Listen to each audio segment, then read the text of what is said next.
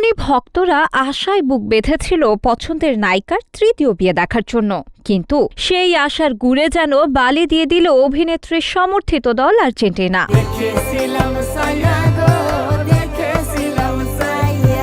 বিশ্বকাপ ফুটবলের ফাইনালে আর্জেন্টিনাকে এক প্রকার বশীকরণ করেই চ্যাম্পিয়ন হয় স্পেন। আর্জেন্টিনার বিপক্ষে 1-0 গোলে জিতে এবার বিশ্ব জয় করল দলটি। আর এই খেলার ফলাফলের পর যেমন কোটি ভক্তের স্বপ্ন ভেঙেছে, তেমনি যেন আটকে গেল পরিমণির বিয়েটাও। কিছুদিন আগেই আর্জেন্টিনা শিরোপা জিতলে আবার বিয়ে করবেন। পরীর এমন ঘোষণার পর তো ব্যাপক শোরগোল পড়ে গিয়েছিল।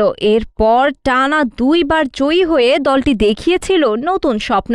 গুটি গুটি পায়ে শেষ কিছুদিন এগিয়ে যাচ্ছিল আর্জেন্টিনা। তবে এবারে শেষ ধাপে এসে আছড়ে ফেলে ভেঙে দিল সমর্থকদের আর পরিভক্তদের মন। আর নায়িকা তখনই জানিয়ে দিলেন বিয়েটা আর করতে হলো না।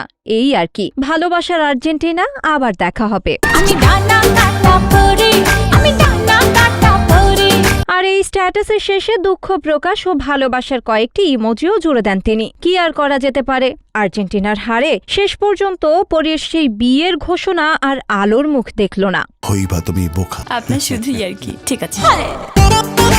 শিলা ইসলাম, গ্রিন টিভি ডিজিটাল।